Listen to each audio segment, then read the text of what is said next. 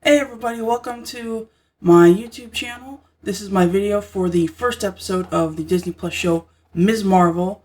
I am so excited about this show. I was so hyped for it going in. I didn't really know a whole lot about the character, but I did end up reading the first volume of the comics just to kind of familiarize myself with the character, and I just loved it. I was so hyped for this show ever since they announced it. I really liked the actress they got to play it. The trailer was amazing with that song by The Weeknd, Blinding Light. So I was just so hyped for this, and I was so excited, especially since I hadn't really loved a lot of the Disney Plus Marvel shows since WandaVision. I thought Falcon and the Winter Soldier was okay. I kind of didn't really like Loki that much. Hawkeye was okay, mainly saved by Haley Steinfeld. And I liked Moon Knight, but I didn't love it like WandaVision. So I was so excited for this show, and I gotta say, I absolutely loved it. It was amazing. It was a great first episode, and yeah, I'm clearly very excited. I was just blown away by this episode. So I'm just gonna kind of go over my thoughts. I got some notes right here that I wrote down, and I just want to talk about some of the things that I really enjoyed. If you've seen the Pixar movie Turning Red, this is very, very similar to Turning Red, especially with the whole overlapping of the animation style that they had, which was a lot of fun. It's also just a young coming-of-age teenage girl story. It's great representation and diversity in the show, which is amazing. And if, everybody's been to high school, right? And we all can kind of relate, especially young girls, I think, can really relate to Kamala Kahn and her struggles. And this show was just, one thing is I loved about the show was that it was not just a good, comic book show. It was really about her family. It was good family dynamic, family drama, and it was very heartfelt. And you felt the emotions of the show. So it wasn't just, look, everybody, comic book, superhero stuff going on. There was also a lot of heart to it, and it was very grounded in that emotion, and that was really amazing, and I just loved it. And then there was a lot of fun too with the animation and her sort of being a fangirl about the Avengers and Captain Marvel especially.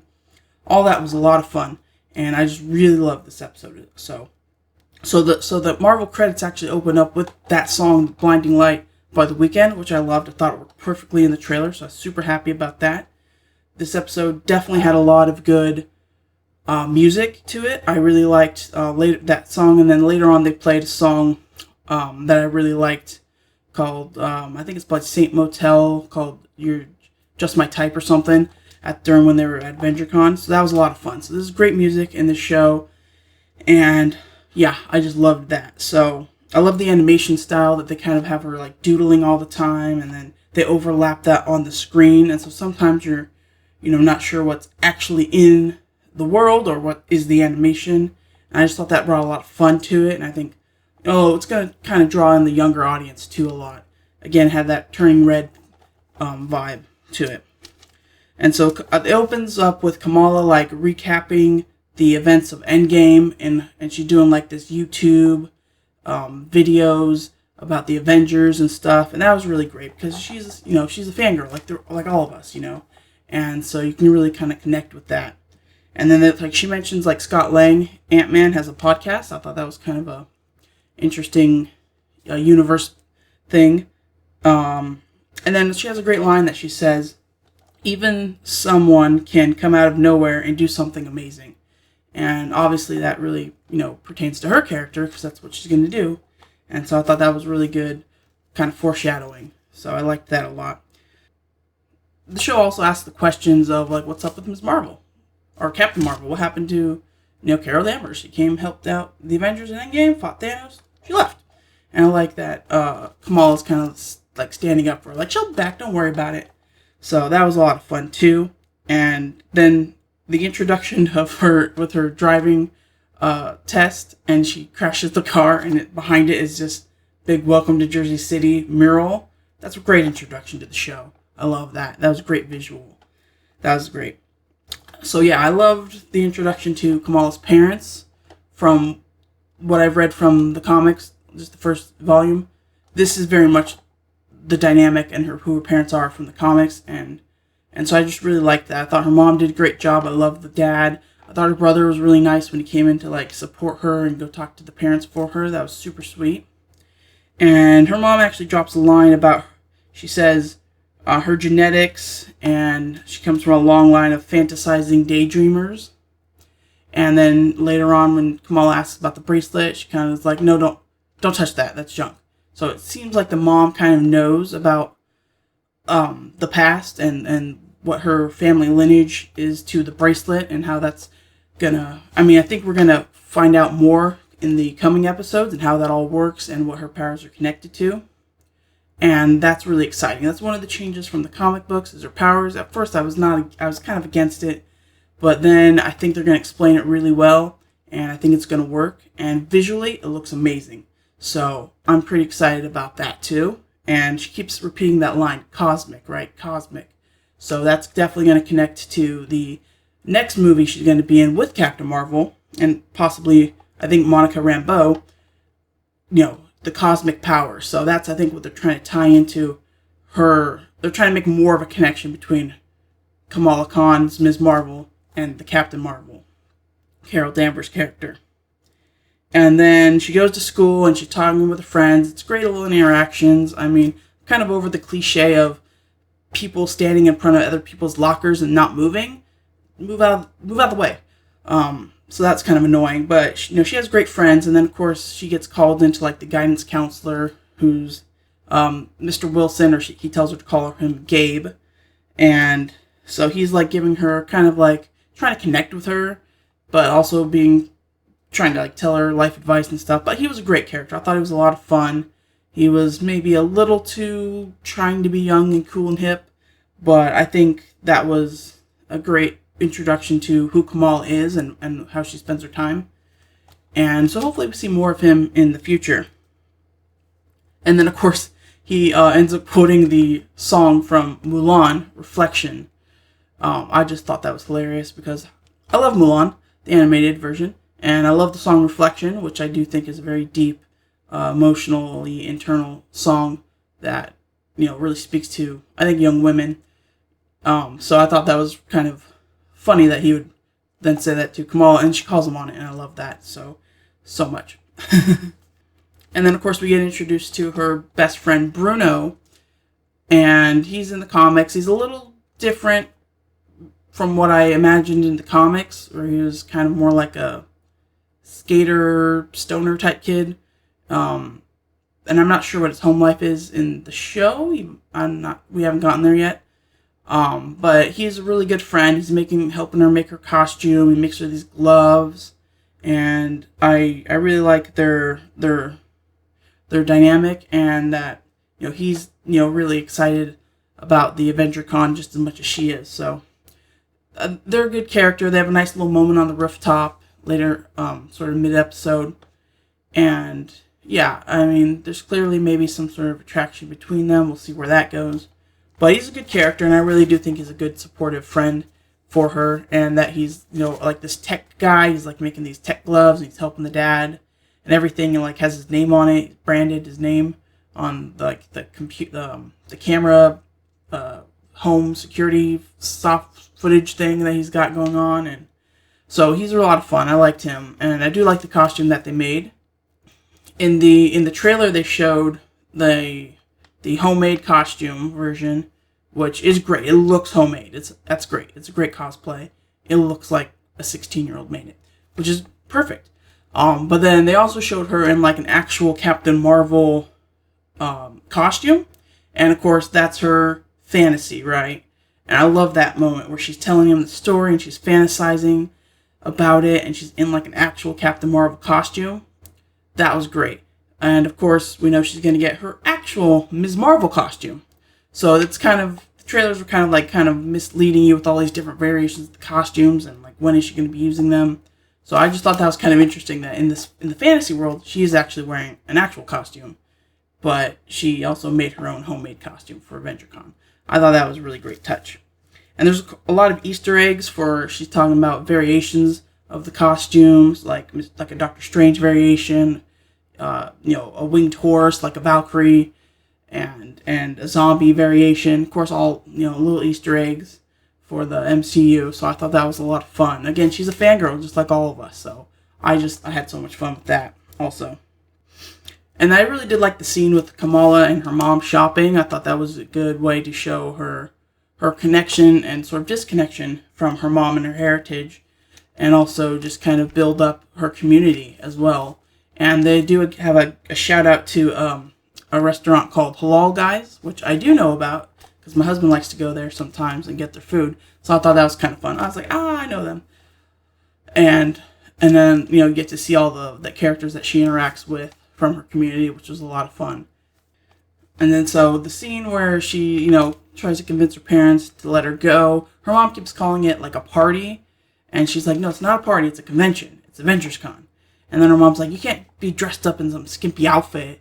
And I was just thinking like, well, you should show your mom your costume because clearly it's not a skimpy outfit. Maybe your mom would change her mind. Like the costume that the girl from school, Zoe, was wearing, that was a skimpy outfit. But Kamala's homemade version is not. So I was kind of like, maybe if you just explained it to your mom a little better and not just, I don't know. But I did love where her parents came in and her mom was so excited and so proud to let her know that she can go to this thing that she really loves. And it was a great moment, very touching. I think it was a nice moment for her parents to kind of like reach out and try to connect with the daughter a little bit. And I love the dad coming out as Hulk. That was hilarious. And the mom's so proud of this costume that she made her little Hulk. I thought that was so cute. It's a great scene. And I kind of think Kamala should have just gone with that almost. It's, it was like an olive branch. Her parents were reaching out to her. It's like you got to, give a little, take a little, come to a compromise a bit. And so I really liked that. And it was so devastating, when she had to tell her parents they're embarrassing her and she's not going to do that. And I just felt so bad for the dad. They were just so excited to try and do something nice for their daughter, who did not appreciate it. And you kind of understand where Kamal's coming from. Being a teenager, your parents are embarrassing, and you don't want to be seen with your parents in a Hulk costume, probably. But I do think that probably would have been her best bet to go to AvengerCon, and would have made her parents happy, and she would have been happy, and everybody has fun. Just have fun. So I did feel bad about her parents in that scene. And so then we get to AvengerCon, and I just love that we walk in and they're playing the Star Spangled Man song from Captain America, the first Avenger. I just thought that was a great callback. I love Captain America, obviously. So I was very happy to see that. I loved it. I want to go to Avengers Con. Is there an Avenger Con around here? I want to go. I think that'd be great. So I was so excited. I thought it was amazing. I felt the sort of fan energy there. And, I love that they had like a Black Widow and Iron Man memorial there. That was really nice. Obviously from, their sacrifice in Endgame. And then, of course, she sees the Captain Marvel exhibit and she just looks up in awe and wonder. And, that's the look, of a fan. Like, I just thought that was such a great scene. And then she, puts on her costume. She forgets the gloves, which were cool. But instead she puts on the bangle bracelet that she got from her grandmother, her mom's mom, Nani. And it's what gives her powers. And I just like that. I like how the effects of the power, like, make her kind of like a little drowsy, a little dizzy. The lights are too much. And then she just lets it out. And she can't control it, obviously, because she doesn't know what she's doing. But I love that the crowd immediately ate it all up. They're like, this is amazing. And then even the mean girl from school was like, you're amazing. Can you come to my parties? Like, I just thought that was a lot of fun, too. And then, of course, they made a little bit of a change from the comics. She does save, I think the character's named Zoe, from, she saves him. She did get hit with, like, a giant swinging hammer. I thought she was for sure injured. Maybe it's, like, made of styrofoam or something. But she saves her. And in the comics, it's like in a pool, or not a pool party, like a party in the park by the river or lake or something. And then she saves her in that way. So in this, she still saves her. And it's a nice little moment. Of course, she caused the wreck to begin with. But then she does use her powers, and she has no idea what's going on. And Bruno's freaking out, too. And he's like, what are we doing? So that was that was a lot of fun. I mean, it was great seeing the powers. I love the effect on how the powers work. And she like kind of goes like back into like this other realm or something and then comes back. Like that was great visually. So, I mean, I loved everything about it. This episode I just thought was like so amazing. So yeah, again, I loved the actress they got to play Kamala Kahn. I think she does an amazing job. She really embodies the character, that sort of teenage fangirl kind of, I'm not accepted as who I am by my family. I don't know what to do, but now I have these powers, and what does all that mean? I think it's going to be a great show. I'm hoping it's going to be a great show. We don't know yet. It's only the first episode. But again, it's got me so excited. I'm so, I want to watch it again. So I'm really hoping this is going to be a great show. I need a great Marvel property. I mean, it's been a while since I've loved something Marvel. I mean, I loved WandaVision, and I loved Shang-Chi, and I really did like Spider-Man No Way Home also. Doctor Strange and the Multiverse of Madness really let me down. Moon Knight was pretty good, a little dark, a little heavier. This is light, fun, and I think it's going to be awesome. And then there's an end credit scene also at the end of this episode, and it's the same investigator that was investigating Peter Parker in Spider-Man No Way Home at the beginning of that movie. I think he runs like damage control or something, and so we'll see how he and that play in, because I mean, Kamala Kahn is, 16 years old. Peter Parker, depending on what time frame this all takes place, he could, I don't know. This might take place before No Way Home, just after No Way Home. He's in New York, she's in Jersey City. There could be some crossover in the future. We don't know. Probably not, though. But that'd be awesome. So we'll see what this end credit stinger really means. But it's got me so excited. I'm just so excited. I loved everything about this. The fun, the energy, the fangirling, the animation, but also the real heart and emotional stuff, I thought just really added to all of that. You can really feel, the pain and the family drama, and I thought that was great. And again, the friendship between her and Bruno. We didn't get to see much of her female friend from school. Hopefully we'll get more of her in the next few episodes. So, but I think it's just great so far. I really did enjoy it so much. And I'll be doing a weekly review of every episode of Ms. Marvel. Another good thing is this episode was I think 40 minutes or something, which is, a little bit longer, or kind of on the longer end of the Marvel Disney Plus shows, or just even the Disney Plus shows. Like the Star Wars shows are pretty short too. So that was really good. That it felt like a good full episode of a show.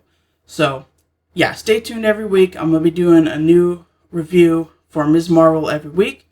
If these go well, I might do one for She-Hulk, because I'm also very excited for She-Hulk. So anyway, this is my review for first episode of Ms. Marvel. I'm so excited. Let me know what your thoughts are in the comments. Look out for next week's episode review. And until next time, someone can come out of nowhere and do something amazing. Thank you.